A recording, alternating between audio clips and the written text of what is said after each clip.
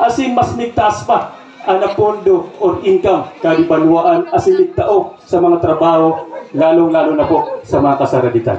Kaya po ako nang gana bilang usad na municipal kagawad sa first data bilang usad na municipal councilor pinakusugta sufficient order situation.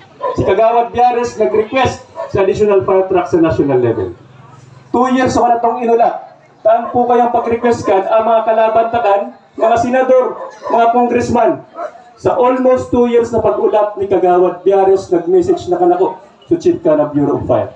Councilor Biares may nakalaan na sa bayan ng Nabua. Kaya sa mga sumusunod na bulan o taon, lalong-lalo na alkalde na kan si General Jerry Biares, umaabot na yan sa rikanatong banwaan. An po 15 million pesos po ang kantidad kan.